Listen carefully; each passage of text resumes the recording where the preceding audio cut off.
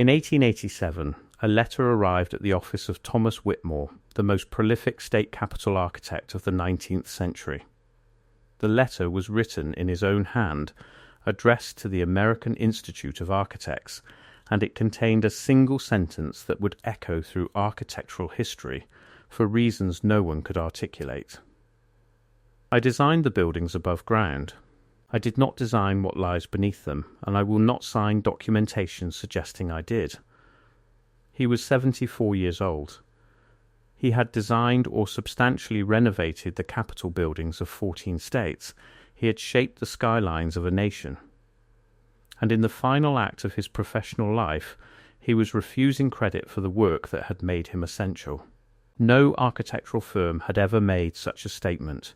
No lead architect had ever publicly separated himself from the foundational work of his own buildings. The letter was filed. It was largely forgotten. But in the 70 years that followed Thomas Whitmore's death in 1912, 3 separate investigations into state capitol structural integrity would uncover something beneath those foundations that Whitmore had apparently known about, had apparently been instructed not to document, and had apparently spent the last 25 years of his life trying to distance himself from. What lies beneath a state capitol building is usually unremarkable. Granite footings, load-bearing stone, utility infrastructure installed in the decades after construction. But the Capitol buildings Whitmore had designed in Sacramento, Boston, Denver, Montpelier, and Providence contained something in their foundations that appears nowhere in the original construction documents. The something was substantial. The something required careful placement. The something had been deliberately concealed. And the men who had ordered its concealment had apparently made certain that only Whitmore and a handful of other architects knew it existed. The first evidence emerged in 1959. The Colorado State Capitol building in Denver required foundational reinforcement after a structural assessment revealed concerning settlement patterns in the eastern wing. The building had been completed in 1894. Thomas Whitmore had been the lead architect. When engineers broke through the foundation wall to inspect the underlying geology, they found something that did not appear in any construction report from that era. 12 feet beneath the main floor level, running the entire length of the eastern facade, was a series of deliberately sealed stone chambers. The chambers were empty. But they had been built to specification. They had been lined with a particular type of granite that came from a quarry in Massachusetts, the same quarry that had supplied stone exclusively to 5 state capitol projects between 1875 and 1898. The chambers were not mentioned in any architectural drawing. They did not appear in the engineers' reports. They did not exist in the construction budgets. The contractors who had built the Capitol in 1888 and 1889 were all deceased by the time they were discovered. But one name appeared repeatedly in the surviving correspondence related to that project. Thomas Whitmore had written to the contractors specifying the exact dimensions of the eastern foundation. He had requested that additional structural support be implemented according to separate specifications. Those separate specifications have never been found. The discovery in Denver was methodically documented and filed away. The chambers were sealed, the building stood. No engineer could articulate why such chambers would be necessary for a Capitol building's structural integrity. They served no function. They contained nothing. They were built and then abandoned, apparently by design. 10 years later, in 1969, the Massachusetts State House underwent renovation of its original 1795 foundation. The building had been substantially redesigned in 1856, and Thomas Whitmore had been brought in to oversee the foundational modifications to accommodate the new construction. During excavation work, workers uncovered a similar series of sealed chambers running beneath the main floor of the Senate wing. Like the ones in Denver, they appeared in no documentation. Like the ones in Denver, They had been lined with specific stone from the same Massachusetts quarry. Like the ones in Denver, they contained nothing. But here, in the archived correspondence of the 1856 renovation, historians found something that changed the nature of the investigation. A letter from Whitmore to the project's master builder, dated March 1856, contained a single cryptic phrase: "The chambers must be completed to specification." This work must not be entered into any permanent record. The parties responsible for this directive will ensure that your discretion in this matter is preserved. The letter was signed. It was in Whitmore's handwriting. But no one could identify who the parties responsible were. No record explained what directive Whitmore was following. The letter raised a question that architectural historians could not answer. Who had instructed Thomas Whitmore, the lead architect of multiple state capitol projects, to build rooms that served no purpose and to hide the fact of their existence? The answer appeared in fragmented form across 14 separate archives, and it only became visible when researchers began examining Whitmore's correspondence chronologically. In 1854, before the Massachusetts renovation, Whitmore had submitted designs for the Rhode Island State House. His original designs showed standard foundations appropriate for the building's size and load requirements. The designs were approved. Construction began. But in July of that year, before the foundation work commenced, Whitmore received a visitor. The visitor's name was never recorded. But Whitmore's personal diary, discovered in 1985, contained this single entry: "Received instruction today regarding below-grade specifications. The chambers are not optional. They are historical necessity. I am bound by agreement and by consequence to implement them without documentation."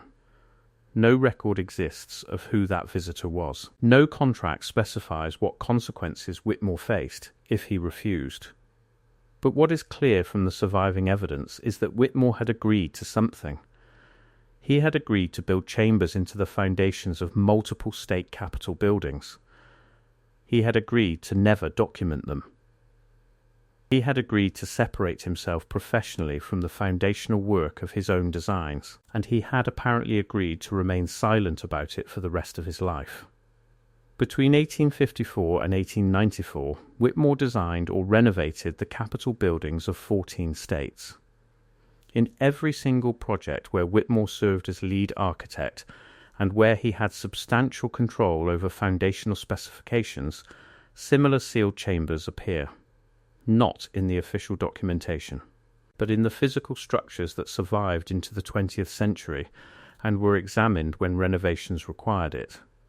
Vermont, New Hampshire; Connecticut, Pennsylvania, New York; New Jersey; Delaware, Maryland, Virginia, North Carolina; Georgia, Tennessee, in each building, at depths between 10 and 15 feet, in chambers lined with stone from that same Massachusetts quarry, in spaces that served no structural or practical function.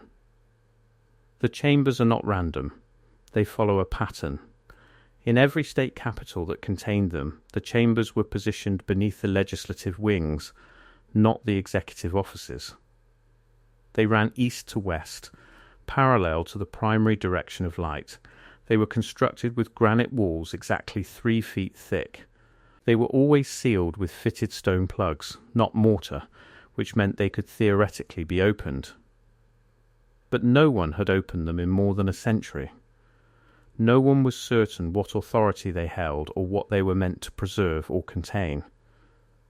The original chambers in Massachusetts and Rhode Island and Vermont had been built in the mid-1800s. The ones in Denver and Sacramento and Boston had been built or renovated in the late 1800s. Across a span of nearly 50 years, Thomas Whitmore had incorporated these specifications into 14 state capitol buildings, and no written explanation for their purpose has ever surfaced. What makes the pattern even more significant is what Whitmore did after 1894. He designed no more state capitol buildings. He took no more major civic commissions. He withdrew from architectural practice almost entirely. For 18 years, from 1894 until his death in 1912, he maintained a private practice, designed only residential projects, and apparently spent considerable energy trying to distance himself from his earlier work. He published nothing. He gave no lectures. He refused interviews about his most prominent buildings.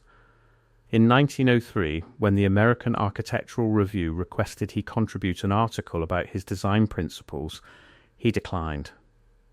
In 1909, when he was honored at the American Institute of Architects' annual meeting for lifetime achievement, he did not attend. The letter he wrote in 1887, refusing to take credit for the foundational work, was apparently not a one-time statement. It was the beginning of a deliberate erasure.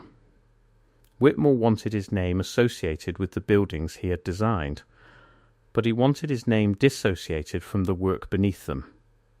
He wanted the world to know that Thomas Whitmore had shaped capital architecture, but he wanted it recorded that Thomas Whitmore had not designed what lay underground. In 1970, a structural engineer named Dr. Richard Harwell became fascinated by the chamber mystery. He had been involved in the assessment work at the Massachusetts State House. He spent 5 years attempting to contact living descendants of the contractors and builders who had worked with Whitmore. Most were deceased.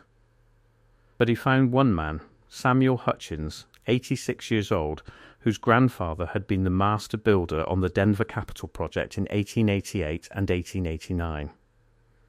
Hutchins had inherited his grandfather's personal correspondence. He was willing to share it. In that correspondence, Hutchins's grandfather had written to his son in 1903, "I have followed the instruction of Mr. Whitmore regarding the sealed chambers in the Capitol. I have not documented the work. I have not disclosed the specifications to the government. I have honored the agreement I made when I accepted this commission. What these chambers hold, or what they are meant to preserve, I do not know. But I know that men far more powerful than architects or builders were involved in the decision to include them. I am satisfied to have built them to specification and to remain silent." That letter is perhaps the most direct statement ever made about the nature of the instruction Whitmore had received. Someone powerful had demanded the chambers. Someone powerful had made certain that the instruction came through Whitmore. Someone powerful had apparently ensured that no documentation would survive, and Whitmore, for whatever combination of reasons, fear, obligation, agreement, or consequences, had complied. The chambers remain. In 14 state capitol buildings across the United States, sealed chambers lie beneath the legislative floors. They are built to identical specification across more than 50 years of construction. They serve no function. They contain nothing. But they were deliberately built into the foundations of buildings designed to house the state legislatures of this nation. They were built without documentation. They were built according to specifications that came from someone whose name does not appear in any record, and they were built by Thomas Whitmore, an architect who spent the last quarter of his life trying to separate himself from the work his own hands had created. The investigation into Whitmore's role in this project has always faced a single barrier. Every government that owns one of these Capitol buildings has declined to open the sealed chambers.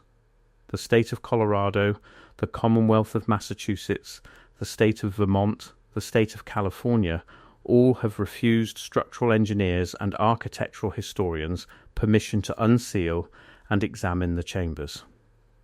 When pressed with the documentation, when shown the evidence of their existence, when asked why they would not examine something within their own building, the responses have been consistent and deliberate. The chambers are sealed. We have no authority to open them.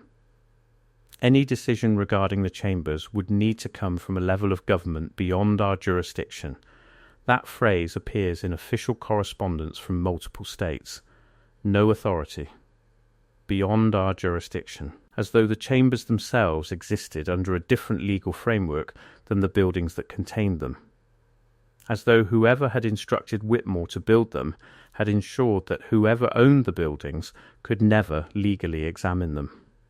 Whitmore's career lasted more than 40 years. He designed or modified more than 200 buildings. He was one of the most respected architects of his era. But he chose to distance himself from his greatest work. He chose to publicly separate himself from the foundational specifications. He chose to spend his final years in obscurity rather than accept the recognition that should have been his. Whatever he knew, whatever he had been instructed to do, whatever he had agreed to in exchange for being allowed to continue his architectural practice, he took it with him when he died at 89 years old in 1912. The chambers are still there, under the marble floors of legislative chambers, under the offices of senators and representatives who have no idea that what they stand upon contains sealed rooms that no government has ever opened. The Massachusetts quarry that supplied the stone closed in 1923. The contractors who built the chambers are all dead. Thomas Whitmore's original instruction documents have never been found, and the one man who knew the complete explanation for why sealed chambers were built into the foundations of 14 state capitol buildings took his knowledge with him to a grave in Hartford, Connecticut, where his headstone lists his profession as architect and makes no mention of the work beneath the ground.